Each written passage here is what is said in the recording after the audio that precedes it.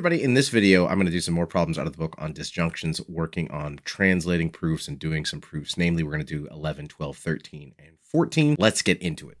Alright, the next one I want to do is number 11, and this is from Alice's Adventures in Wonderland.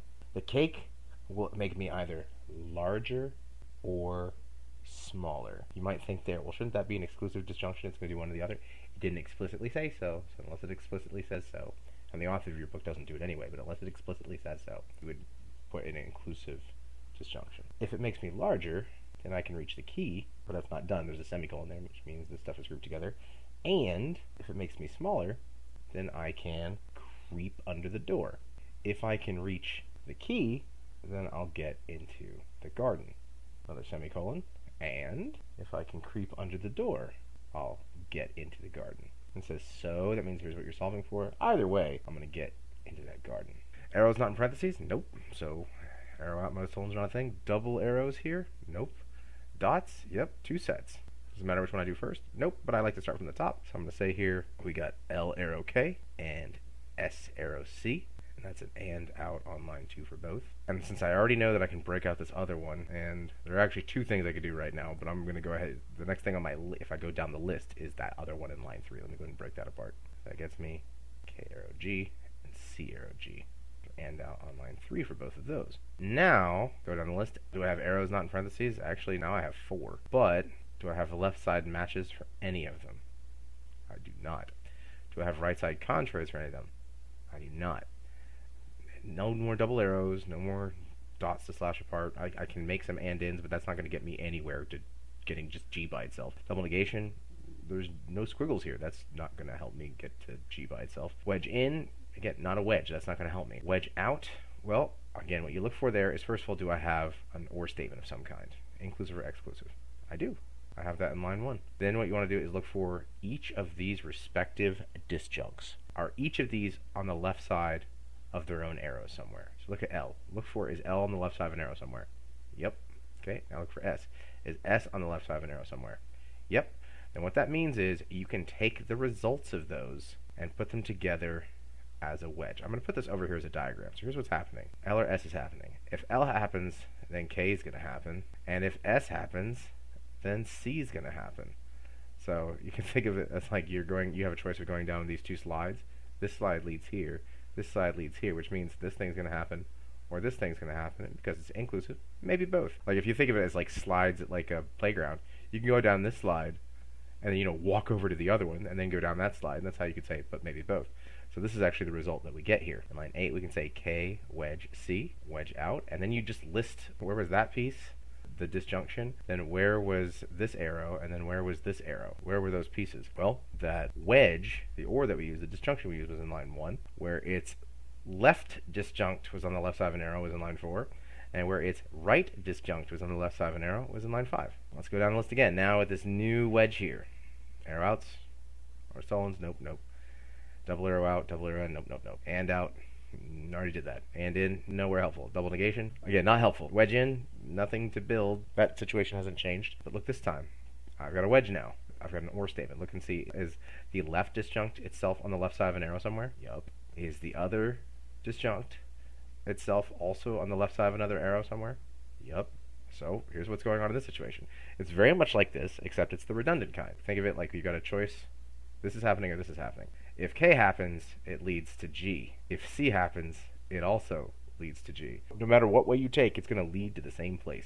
So what you can just say there is you can just say G, which is what we wanted to get. How did we get it? Wedge out. Where was the K wedge C? It was in line 8. Where was the arrow where K was on the left side, leading to G? That was in line 6. Where was the other one, where C leads to G? That's in line 7. Now again, when it comes to these, I put 8, 6, 7 here and 1, 4, 5 because that's the order of the pattern of the model of the rule. But as long as you get the right numbers, you can put 5, 4, 1, 6, 7, 8. I don't care. As long as it's the correct numbers, I don't care the order of the numbers.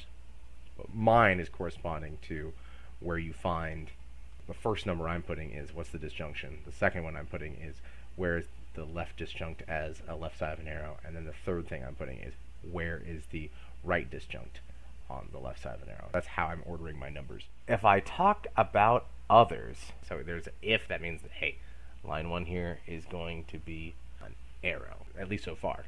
If I talk about others, Andy thinks I'm a gossip, comma, and, which means that's together, dot, and. If I talk about myself, he thinks I'm a bore. If I talk to Andy, I talk either about others or myself, maybe both. Hence, if I talk to Andy, he thinks I'm a gossip or a bore. Translation is done. Let's do the work of the proof. So first of all, do we have an arrow not in parentheses? We do. Left side match? Nope. Right side contrary? No. Double arrows? No. A dot I can break apart? Yeah, let's do that then. That gets me this in lines 3 and 4, respectively. We get O arrow G and M arrow B. And out on line 1 for both. Then I do another arrow out. Bonus tolens? Double arrow out, double arrow in? No, no, no, no. And out? No. And in? No. Double negation? No. Wedge in? Sure, but I don't need to. Everything that's here is over there. Wedge out? No, I don't even have an or statement by itself. Any of these helpful? Not that I can see. Like, we can do a lot of these. For example, we could turn line 3 into a wedge if we wanted to. We could be like, oh, I'm going to use material implication to turn line 3 into squiggle O wedge G. Sure, that would be material implication on line 3. You could do that, and now you've got an or statement, but do you have squiggle O on the left side of it? No, you don't. So that one doesn't go anywhere. So as long as we have the requisite parts, we can always do these. Can we do an arrow in? Is our goal an arrow? It is. So we're going to end up provisionally assuming this, trying to get the right side over here. So let's go ahead and set that up. So line 5, we're starting a side quest. A as a provisional assumption, but this time for an arrow in, which means we're specifically trying to get G wedge B. We get that, we actually have the goal. So that's the mission, get G wedge B. That being said, since it's got a wedge in there, one of two things is going to happen, most likely. Probably going to be doing a wedge in or a wedge out at some point.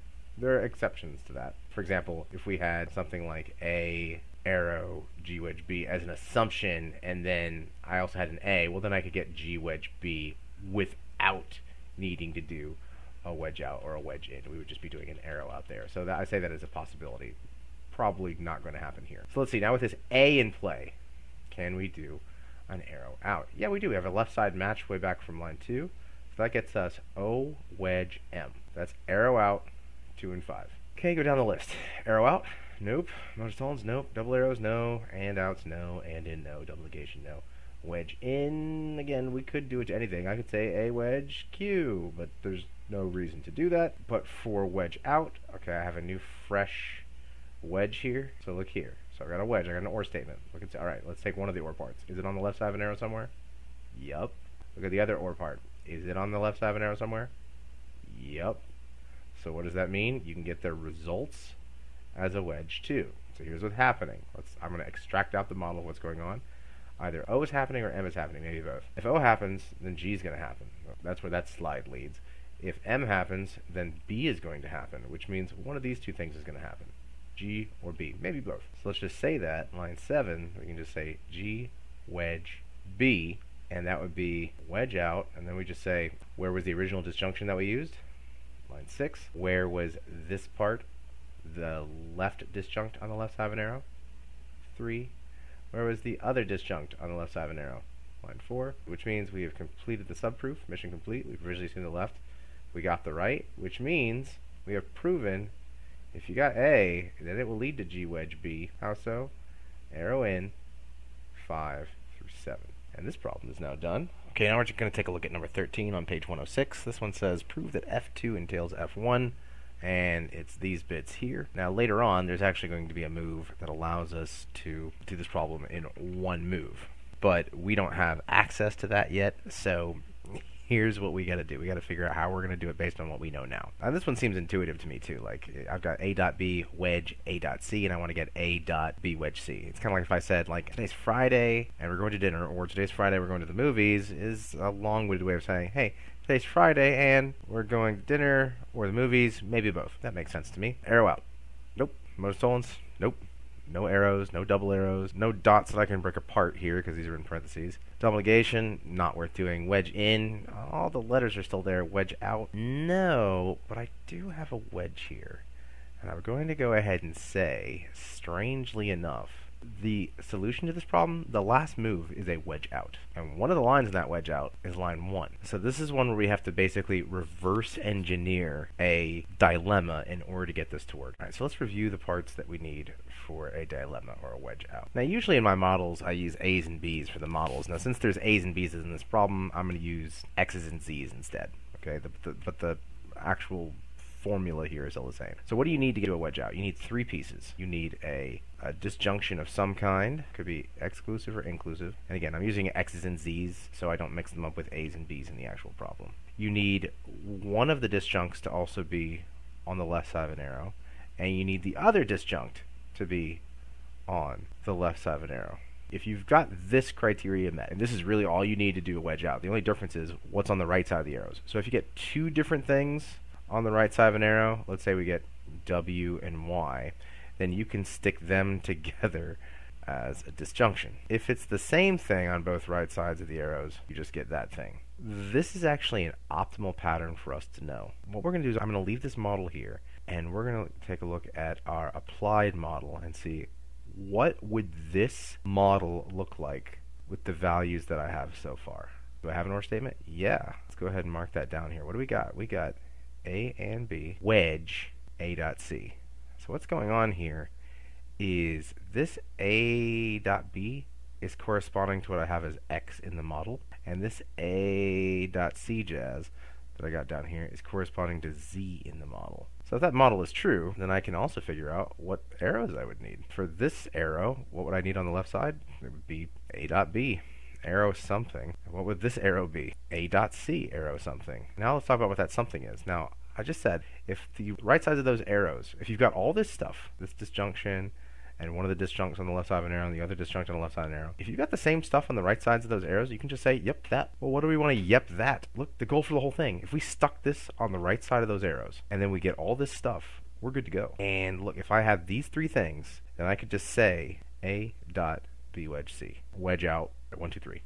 That'd be good. Now, do I have any of these? I have this one. So I'm at 33% completion. Do I have these 2? No, I do not. But they're both arrows, and I know a method for proving arrows. So let's take the left side of that arrow, and that's going to be A dot B. That's a provisional assumption, and the mission here is to get the following thing. A dot B wedge C. Get that, we're good. So now we go about our business. No arrows, no double arrows. But I can slice apart these dots. In fact, I get A and B respectively, and out on line 2 for both. And actually, I can get the B wedge C here real quick. Look, B wedge C. I just added the C onto that B. So yeah, if you find yourself in a situation where you're stuck, how do I get that OR? See if you got something you can tack it onto. All you need is the one thing to tack it onto, and you're good to go. That's wedge in, and you say what you added it onto, line 4. Now we can say line 6, A and B wedge C. We're just anding it in. Look, line 3, line 5, stick it together. Mission complete. We did it. That means we can zoom out here and say, yeah, it's true. If you start with A dot B, you can totally get our goal. A dot B wedge C. Arrow in, 2 through 6. Now look, that means we are 2/3 of the way for what we need to do a wedge out and be done with this problem. So again, we're building a wedge out. But now we got to get this one. So this one, almost the exact same method, just a different provisional assumption, and that is A dot. So let's go ahead, provisionally assume the left side here. This is going to be A dot C, provisional assumption, same right side, B wedge C. We're going after this whole thing. Again, the methodology is similar. We slice this, that gets us A and C respectively, and out on line 8 for both. And now look, we have the A. The other thing we need is B wedge C. This time we have the C. We're going to add a B onto it. B wedge C. Wedge in, on to line 10. And now look, we just stick them together.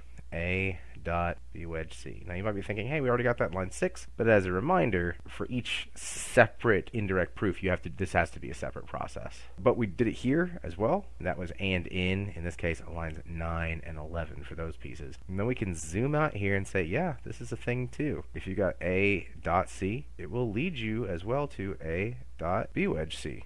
Arrow in, 8 through 12. And look now, we got our 3 lines. They're all done. We can do a wedge out now. So look at this. We've got this or this. If this happens, it leads to this, our goal. If the other thing happens, it leads to this, our goal. And since one of these 2 things is happening, maybe both, our goal is happening, which is why we can say in line 14, yep, A dot B wedge C, it's happening. wedge out. So where's the line that looks like this? Line 1. Where's the line that looks like this? Line 7. And where's the line that looks like this? 13. This problem is done. Number 14. The fellowship continues only if, bam, put that arrow down. Both, two things happening. Lancelot lives, and I live. And the I talking is Arthur, and it tells us beneath the problem. That would be A for Arthur lives. That's assumption number 1. But at least one of us will die. Not as clear as I would like, but basically either Lancelot will not live or Arthur will not live. Possibly both of them won't live. So that's assumption number 2. And what are we to solve for? Therefore, the fellowship will not continue. Squiggle F. And this is one where knowing some of the shortcuts and being able to recognize them will save you a bit of time. There's at least 2 ways to solve this problem. I'm going to do it the long way first. So we got an arrow. Can I do an arrow out? No. Then you might immediately see going for squiggle F. If I provisionally assume that, that's the left side of the arrow. Let me go ahead and do that. My line 3, provisionally assume that F, because I go down the list and you think, oh no, that's the first thing that I see I can do. So I'm going to provisionally assume that. The goal here is to get a contradiction, any kind of contradiction. I can do an arrow out now. Yay. And that gets me L.A, arrow out, 1 and 3. And then you go, oh, can I do an and out? You can. It's not wrong, but look, if I do this and out and I get L and A separately, that's not going anywhere. So this is one of the few times where I'd say, yeah, don't do it here. It's not going anywhere. Reason why, there's something we should have done earlier. That's why I guess I'm doing this the long way. Well, now what? When it comes to these conversions, De Morgan's law, material implication, conjunctive conditionality, look and see, is there anywhere where I've got the same letters, like in the same kind of pattern, but just different connective and different squiggles? Here and here. Can I do a conversion here? Actually, yeah, look what happens. I can do a De Morgan's law on either one of these. I think the simpler De Morgan's law to do here would be to do it on line 2. That ends up being a little tidier. If I can get as few squiggles as possible where it's useful to me, I'm probably going to go that route. So using De Morgan's law, look, keep the L, and I'm doing this on line 2. Keep the L, keep the A, change the symbol, change the slots. So outside is off. I'm going to turn the outside on. Left is on. I'm going to turn it off. Right is on. I'm going to turn it off. So I get squiggle L.A. That's De Morgan's law on line 2. What can we do now? Well, look, there's my 2 contraries. L.A is the exact same thing as L.A with a squiggle in front of it. So I'm able to take that there, put that together with an and indirect proof is complete. I can say here squiggle F is a thing. Indirect proof 3 through 6. All right, so now let's do number 14. The shorter way. And so this is a way where things get done a lot more quickly. And this is really predicated upon having a knowledge of when to use these. So watch how much more quickly this is done. So we got our arrow here. We can't do arrow out, modus tollens, double arrow out, double arrow in. No, and out's not a thing. This is in parentheses. And in, we could and these in. That's not helpful. Double negation, not helpful. Wedge in, nope. Wedge out, nope. And so success with this problem is really based on your familiarity with these moves. So what you want to look for in these is, do I have the same groups of letters together, but just with different like squiggle and symbol combinations? Here we're looking to see, can I switch from this to this? And it's going to be De Morgan's law. Can I switch from this to this? And these are vice versa for all 3 of these. That's going to be material implication. Can I switch from this to this? That's conjunctive conditionality. So all these little switches. So look here. Which one of these do we see? I've got a dot to a wedge. So we can do a De Morgan's law here. What happens when we do De Morgan's law on line 2? Let's just test drive it. So we take the letters down because I see that, and I want to do De Morgan's law because I see there's a dot and a wedge, and De Morgan's law is where you switch from a dot to a wedge. So let's see. It's got the same letters. We got L and A, L and A. Let's see what happens when we do De Morgan's law on line 2.